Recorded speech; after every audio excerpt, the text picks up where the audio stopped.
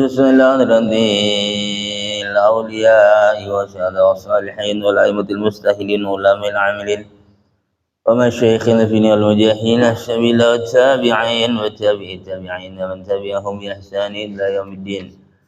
خصوصا لحضرة سيدنا الإمام وعدنا الله محمد بن عيسى سيدنا الوجه محمد بن علي بعلي وسلم وفارهم وخصوصا لحضرة صاحب رادي قبل الأنفاس الحمد بن عبد الرحمن الشيخ علي بن عبد الله بارس وقد من إرشاد وسلم هذا البلاد الحبيب الله بن علي محمد حداد وخصوصا لحضرة قطب المفتي محمد بن زين الحبشي وخصوصا لحضرة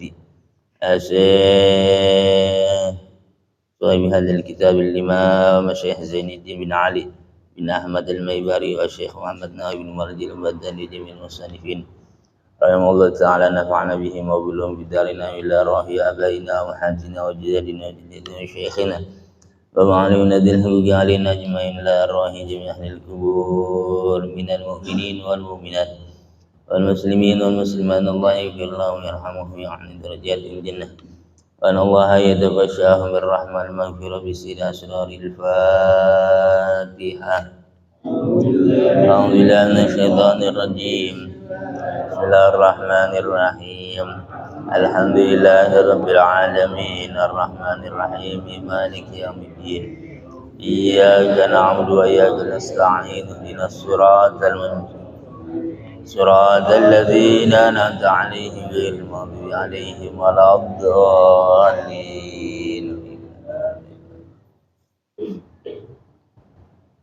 Halaman berapa? Hah? Halaman 16. Tawaqul nazim itu ya? Nah, tidak langsung mari. Assalamualaikum warahmatullahi wabarakatuh.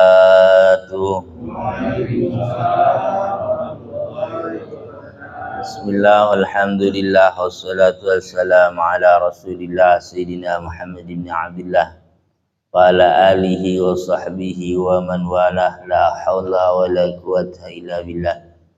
Allahumma salli wa sallim ala Sayyidina Muhammadin al-fatihi lima ughliq wal khatimi lima sabaq nasiril haqqi bil haqq wal hadi ila siratikal mustaqim wa ala alihi wa sahbihi haqqa qadrihi wa miqdarihil azim. Alhamdulillah wa syukurillah hadirin wal hadirat rahimakumullah.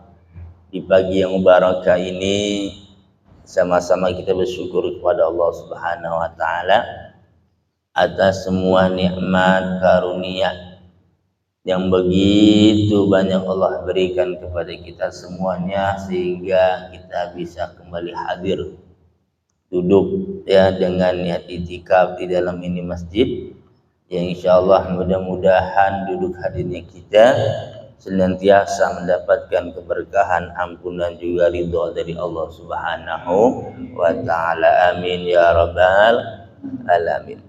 Bahasan kita melanjutkan pelajaran kita sholli sholata wa zakki malaka summa sum wa'taqib wa hujja wa jahidanna fatukramu.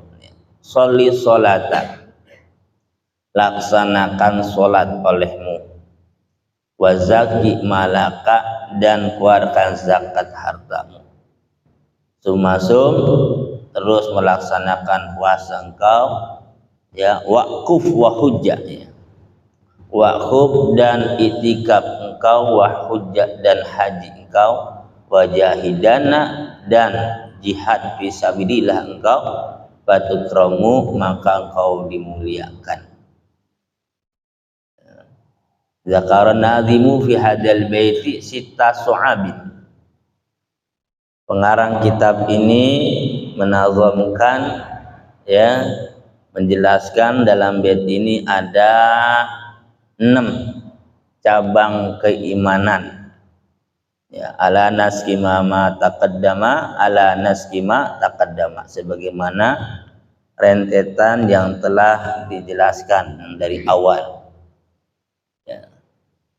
Jadi dalam sholli sholata wa zakki malaka sumasum, nah ini ada 6 cabang keimanan. Insyaallah.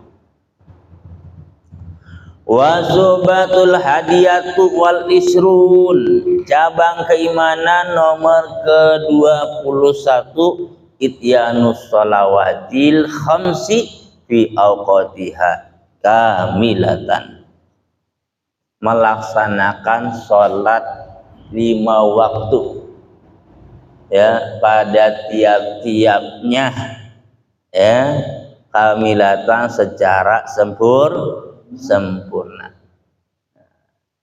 Masalahnya sholat ya. Qala Rasulullah sallallahu alaihi wasallam, alamul imani sholat, faman faragalaha qalbuhu wa hafadha 'alaiha bihududiha fahuwa mu'min. Beliau Rasul bersabda, ciri iman itu sholat. Jadi kalau orang yang merasa dirinya masih mempunyai keimanan ya, maka dia kudu melaksanakan sholat.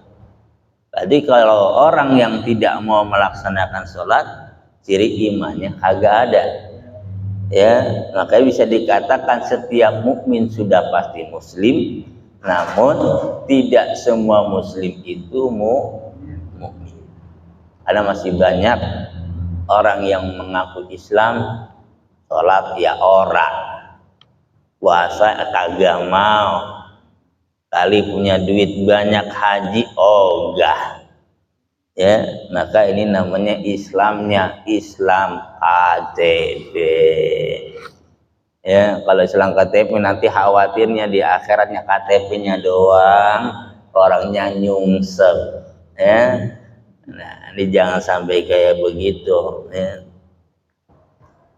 Di cirinya tuh, paman farogo alaiha qalbuhu, barang siapa ya yang hatinya senantiasa ya, melaksanakan khusyuk ya.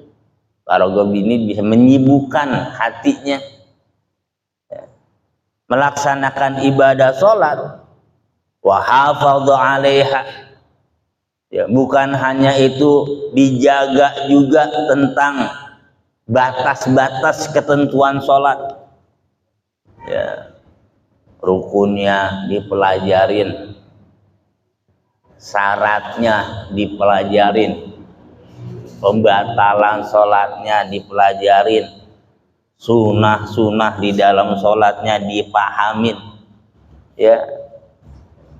Semua dari mulai sebelum dia sholat, wudunya juga ya, sebelum wudu dia belajar bab airnya juga ya. Kalau kita lagi ngaji urusan masalah bab sholat, ada aja yang ngenyek, lu dari dulu ngaji bab sholat aja sholat ya, gua dong ngaji nih tafsir hadis. Emang sholat dikira gampang ya? Masya Allah, sholat ini penentuan seluruh ibadah kita, seluruh ibadah. Haji mau diterima dilihat dulu sholatnya, zakat mau beres dilihat dulu sholatnya. Semua amalan-amalan kita mau diterima oleh Allah dilihat dulu sholatnya. Awalu ma yuhasabul abdu yaumal qiyamati sholat. Yang pertama-tama dalam urusan ibadah kepada Allah Subhanahu wa taala, yang diperiksa oleh Allah sholatnya. Nggak bakal dilihat, mana zakat lu, gue pengen lihat berapa miliar lu ngeluarin zakat. Mana haji, coba lihat haji, amal haji berapa kali ya, umur 70 tahun lu naik haji ya, berapa kali setiap bulannya dia umroh. Enggak dilihat ya. Tapi yang dilihat, yang dikoreksi oleh Allah urusan ibadah. Pertama itu sholat. Idza sholahat sholaha amalu kullu. Sholatnya beres dengan memenuhi syarat ya, rukunnya dia tahu berapa rukun sholat ya, rukun sholat berapa ya, rukun sholat ya, 7 kali lah, nggak kebanyakan 7, 3 aja dah ya, bego ya. Sholat dari umur 15 tahun apa ke aki ditanya rukun sholat, nggak ngerti aja. Kita harus tahu kan dari mulai takbiratul ihram itu hukumnya rukun apa sunnah.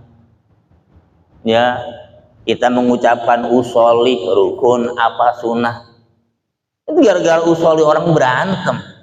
Dia sholat di sana no, apa? Gak pakai usolli, ramai enggak? Itu kata yang orang anti usolli, jangan di sono, kita bukan di situ pakai usolli, kita kan nggak pakai usolli, berantem akhirnya itu.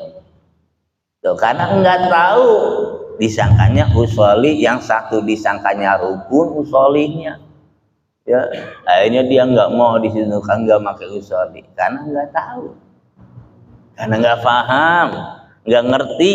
Yang padahal melafatkan usollinya itu hukumnya sunnah. Yang wajib niatnya aku sholat, itu yang wajib.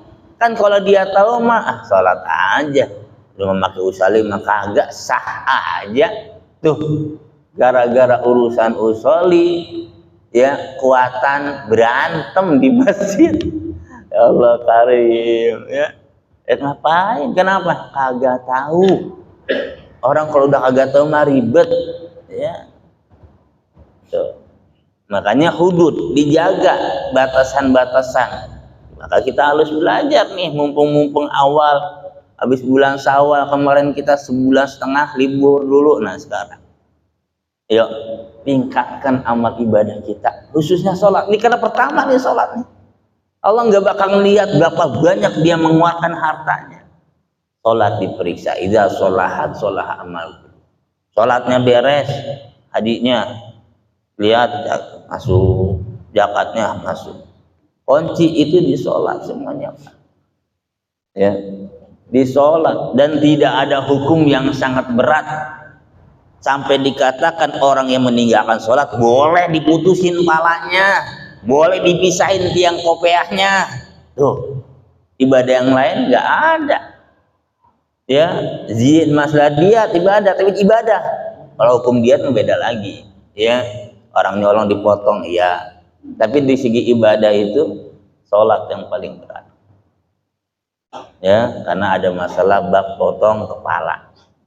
Kalau dia nggak mau bertobat kepada Allah, tuh bayangin, saking sangat luar biasanya sholat.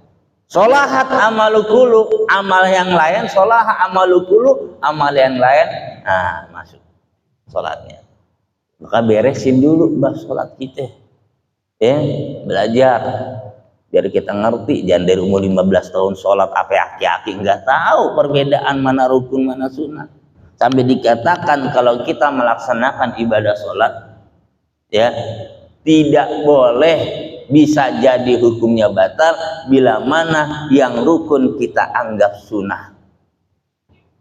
Ya, misalnya membaca lafaz Allahu Akbar dalam hati kita, ini mah sunnah, Allahu Akbar, kagak jadi. Ya, barang siapa yang meyakinkan rukun itu sesuatu pesunahan di dalam sholat, maka batalah sholatnya.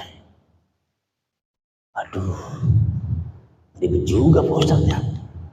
Kagak ribet, kagak. Kalau ente tahu mah, kan ente kagak tahu jadi ribet ente. Ya, jadi ribet karena kita nggak tahu. Kalau kita tahu, oh iya, ruku hukumnya rukun, i'tidal hukumnya rukun, ya, geraknya aja disebut rukunnya rukun fi'li, bacaannya rukun qauli, lima itu hukumnya sunnah. Maka di dalam sholat ada rukun fi'li, ada rukun qauli. Tuh, ada ulama mengatakan rukun qalbi yaitu niat.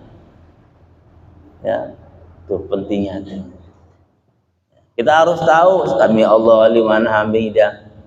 Harus bisa ngebedain. Seandainya memang kita nggak paham, kita nggak ngerti, nggak bisa ngebedain mana rukun mana sunnah, mendingan ente meyakinkan rukun semua. Ya, ini rukun, ini rukun, mendingan begitu. Masih sah hukum sholatnya. Tapi kalau nggak bisa ngebedakan antara rukun dan sunnah, Akhirnya yang rukun dianggap sunnah bisa jadi batal sholat. Tuh. Ya, itu secara dohiriyah fikih ya tentang urusan sholat. Rukunnya tahu, kita faham ya. Dalam sholat ada sunnah, ada sunnahnya sunnah hayat, ada sunnahnya sunnah abad ya. Terus ada yang namanya syarat sahnya sholat dari mulai wudu ya. Syaratnya sholat harus punya wudu, artinya suci daripada hadas besar dan hadas kecil ya. Nggak boleh ada najis, kita harus tahu ya. Urusan wudu berarti urusan masalah bab hadas berarti nyangkutnya sama wudu. Ngaji lagi urusan wudu ya. Dalam wudu ada rukunnya ya, ada sunnahnya. Di dalam wudu ada pembatalan wudu. Karena wudu ini suatu amal ibadah yang mengesahkan akan sholat, maka salah satunya kita berwudu harus menggunakan air yang suci, menyucikan. Ngaji lagi bab air ya. Jangan mentang-mentang punya pabrik Coca-Cola wudu aja pakai Coca-Cola lah, agak sah aja. Mentang-mentang pabrik tukang Coca-Cola dia yang punya wudu pakai Coca-Cola. Apa saya bos Coca-Cola mau wudu pakai Coca-Cola? Kagak bisa Paul, karena kagak ngerti loh ya. Jangan, namanya itu airnya air suci tapi tidak menyucikan ya. Sprite, Fanta, Coca-Cola ya, apalagi itu sekarang ada pakai jeruk nipis ya, enggak sah. Suci tapi tidak menyucikan. Boleh kita minum karena memang barang halal, tapi nggak bisa menyucikan yang kayak begitu ya. Tuh harus belajar bab air.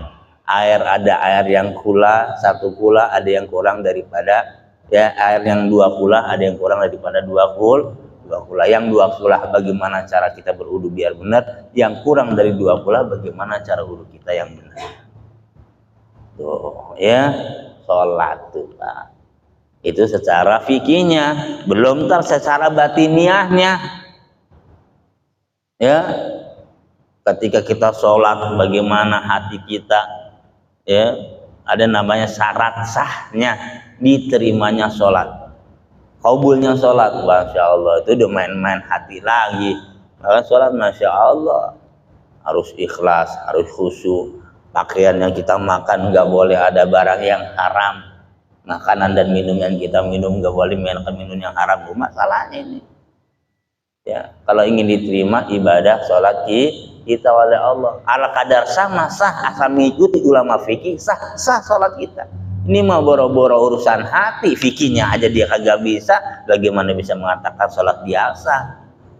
Dia kagak ngerti ya. Padahal kalau kita tahu imam lagi sholat, pas dia lagi ruku nonggeng, pantatnya kelihatan. Karena pakai apaan? Pakai kain bolong. Mungkin kena rokok nih, kayaknya bolong. Kita tahu, wah bolong. Karena kita nggak paham, itu bolong dikit, nggak apa, ikutin aja imam. Imam nyungsep, lu nyungsep juga. Kalau dia ngerti kan, lah imam bolong di pantatnya dikit nih. Ya nggak, kita tahu, mufarokoh kita langsung misah dari imam, sah sholat kita. Kalau kita nggak paham, ikutin aja imam, udah batal, kelihatan ini soalnya. Ya kita ikutin aja. Akhirnya imam nyungsep, dia juga nyungsep. Ya makanya ketika kita naik mobil, mana naik mobil bis, cari imam supirnya yang sehat.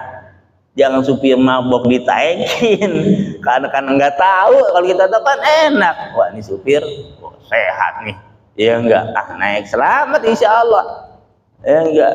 Lah supir mabok taekin, ya Allah ngaco. Untung selamat sih masih mendingan ya. Kalau nyungsep ke jurang, kita agak tahu lagi ikut-ikutan nyungsep, kita rugi ya.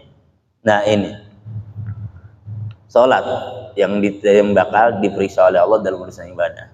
Wa idza fasadat fasada amalu kullu. Kalau sholatnya hancur ya, bisa jadi dia sholat, nah itu khawatir kita begitu kan. Bisa jadi dia sholat, rajin sholatnya, nggak pakai ilmu, bahaya ya. Apalagi yang sama sekali kagak sholat ya. Ustadz belaga banget ya, dia aja gue belum tentu itu masuk surga Tuh yang sholat belum tentu masuk surga. Iya, memang gua mah nggak ngakuin gua bakal masuk surga, tapi lu kagak sholat udah pasti masuk neraka, bahaya. Bahasanya begitu. Karena sholat ini luar biasa, perintahan Allah langsung tanpa melalui malaikat Jibril lagi, langsung dari Allah. Ya, diwajibkan sholat kepada Rasulullah.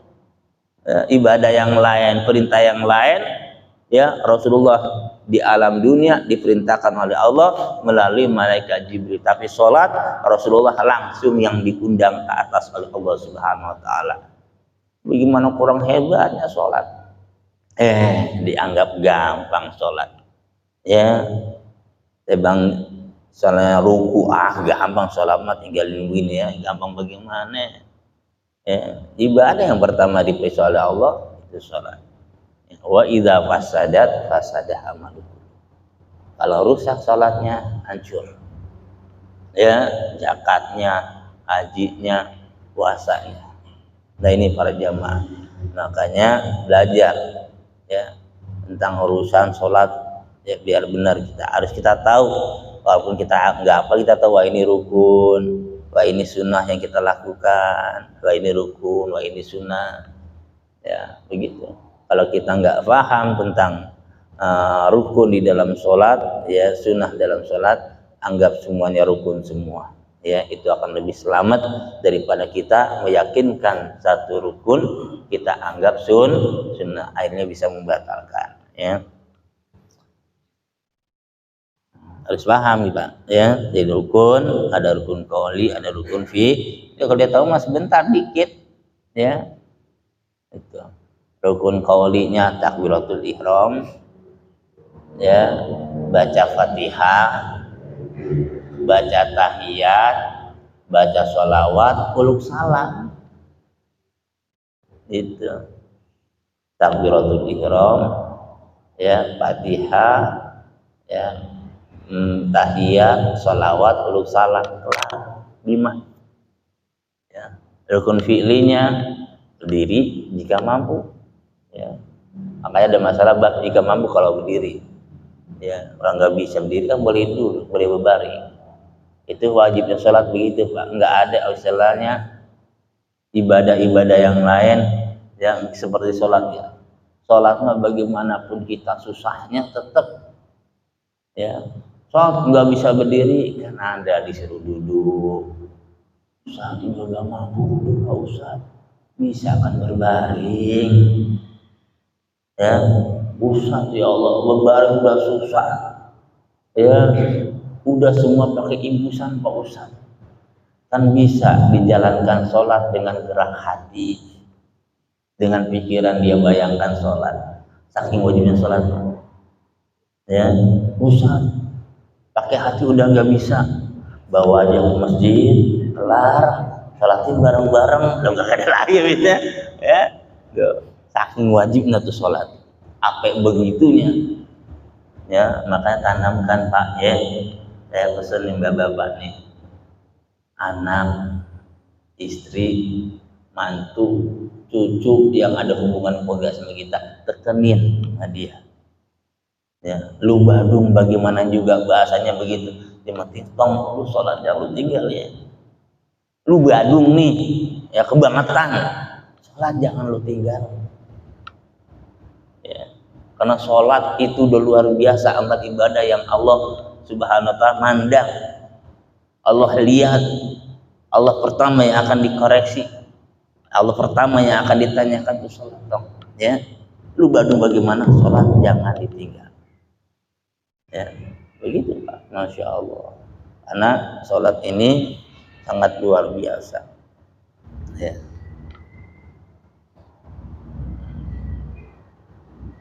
Jadi wa hafadhu 'alaiha bihududiha fa huwa mu'min, ya.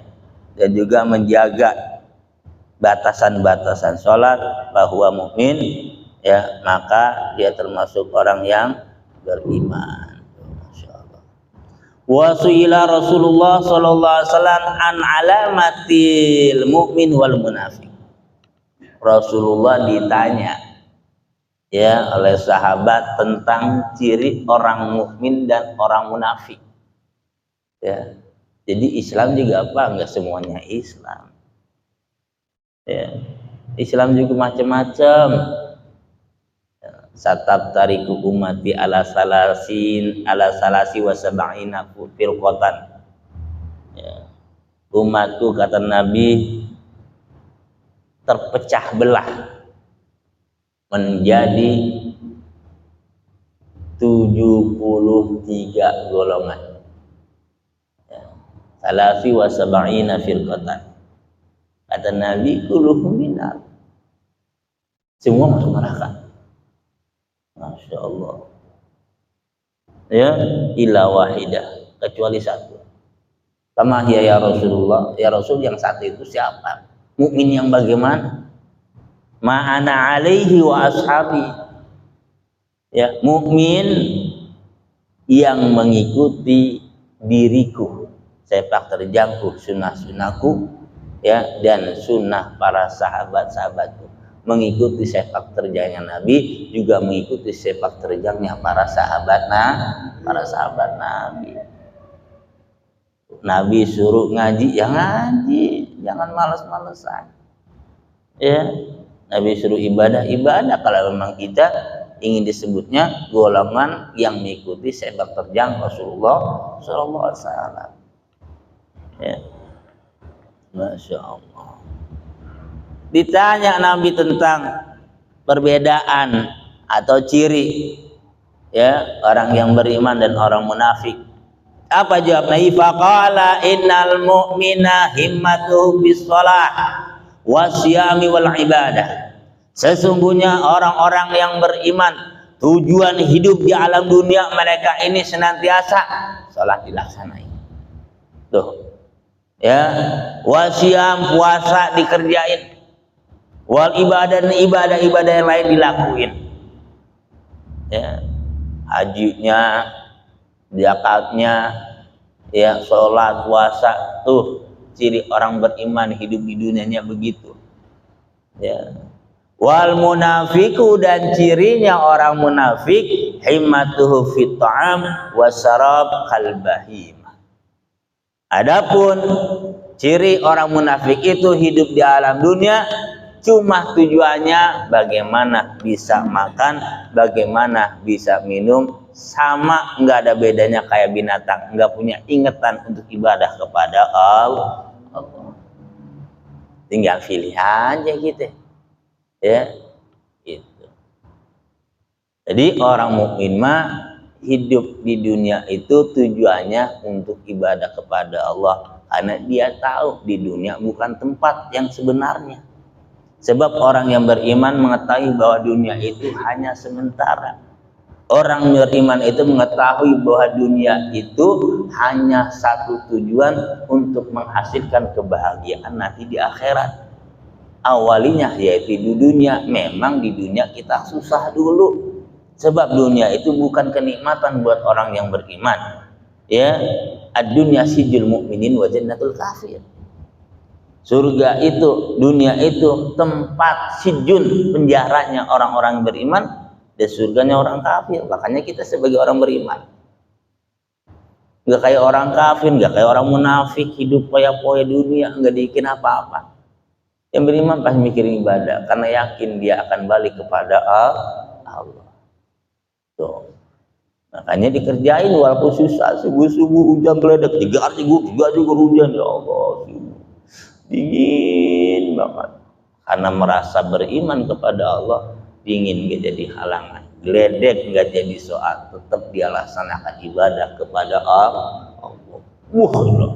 Centrang musim panas bulan puasa, Ramadan, matahari nyeter, karena merasa dirinya beriman kepada Allah dan ingin mendapatkan naungan nanti di yaumil qiyamah. Panas bagaimana, tetap saya puasa. Tuh yang beriman mah begitu. Kalau orang munafik, nyeter panas, ini kagak melihat, bocah kagak ada, di rumah dewek-dewek, paling enak minum es sirup marjan. Dia minum marjan. Orang munafik namanya juga nggak punya tujuan. Dia mah kan tadi pengennya minum makan doang. Nah, tinggal tergantung kita. Nabi udah bilangin, Allah udah memperingatin, nih jalan yang benar, nah ini jangan salah. Kita mau kemana silakan, tapi konsekuensinya nanti di yaumul kiamat semua perbuatan-perbuatan kita, apa yang kita lakuin akan diminta pertanggungjawaban di hadapan Allah. Silakan hidup mau bebas kata Allah. Kata Nabi boleh silakan begini, tapi ingat bakal ada pertanggungjawaban nanti di yaumil kiamat. Ya. Nah ini nomor ke-21 yaitu ya cabang keimanan ibadah sholat 5 waktu. Ya Masya Allah Pak ya, ini sholat sangat luar biasa pentingnya ya. Bahaya sebab kalau orang udah meninggalkan sholat 15 perkara ya yang akan Allah berikan balahi bagi orang yang meninggalkan, yaitu sholat ya. Di dunianya ditarik nur cahaya keimanannya ya, nanti sakaratul mautnya ya, sakaratul mautnya kalau seandainya orang yang ninggalin sholat ketika dia najak, ketika dia sakaratul maut ya, dia akan merasa kehausan. Dan kalau seandainya air yang ada di dunia, air laut yang ada di dunia dituangin di mulutnya, gak bakal hilang hausnya Pak ya. Di kuburnya bakal digencet ya oleh kubur, belum lagi nanti di akhiratnya. Ya Allah ya. Nah ini makanya wanti-wanti jangan sampai ya, kita jaga diri kita ya, ayyuhalladzina amanu qu anfusakum wa ahlikum naro ya. Allah udah peringatin kita, jaga diri kita terlebih dahulu, sholat kita benarkan ya, ajak anak istri kita untuk melaksanakan ibadah sholat ya yang 5 waktu ya. Diusahakan juga belajar tata cara sholat yang benar ya, jangan sampai kita udah dari 15 tahun sholat sampai sekarang kita masih belum ngerti apa itu sholat yang sebenarnya, apa itu rukun sholat, ada berapa syarat sholat, ada berapa pembatalan sholat, mana sunnah-sunnah di dalam sholat ya. Karena semua itu mempengaruhi kehidupan kita dan ibadah kita. Insya Allah orang yang melaksanakan ibadah sholat dengan baik dan benar, maka sholatnya sendiri akan menjaga dirinya. Inna sholata tanha anil fahsyai wal munkar. Kalau pengen kita beres dalam kehidupan kita, sholatnya biar benar dulu. Insya Allah sholatnya kalau dia benar, dia benar-benar fokus, benar ikhlas, dia memenuhi hududnya ya, batasan-batasan sholat dengan cara belajar ya, insya Allah badannya enak dibawa kemana juga, artinya kehidupannya bakal tenang, rumah tangganya bakal harmonis, bahagia, anak bininya gampang diatur, anak-anaknya jadi anak yang baik. Karena tafak daripada efek sholat kita yang benar. Insya Allah Pak, kalau sholat kita benar tuh ngaruh dalam keluarga kita, ngaruh dalam urusan rezeki kita ya. Nah ini para jamaah yang dirahmati Allah. Jadi cabang keimanan ke nomor 21 itu yaitu sholatnya. Ada buat bahasan yang panjang ya, kita belajar ya masalah fikihnya ya. Wa suhbatu saniyatu wal isrun ya, memasuki ya menacabang keimanan nomor ke 22. Ada zakati yaitu menunaikan zakat, limustahiqiha berikan kepada orang yang berhak menerima zakat, biniyatin mahsusoh dengan menggunakan niat yang telah diatur oleh hukum syara, niatnya khusus untuk mengeluarkan zakat ya. Kalau bahas tentang kesiangan, insya Allah semoga kita semua sehat walafiat ya, diberikan keberkahan, diberikan keistiqomahan ya. Ajak anak kita, keluarga kita, tetangga kita, kalau memang kita sayang pada diri dan keluarga ya, untuk amal ibadah kepada Allah. Mudah-mudahan sehat walafiat selalu ya. Kita akan lanjutkan pelajaran kita untuk minggu yang akan datang, masalah bab zakat ya. wallahu a'lam bishawab. La ilaha illallah.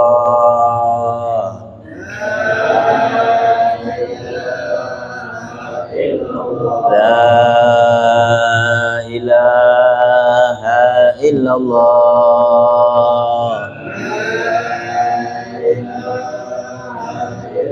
La ilaha illallah.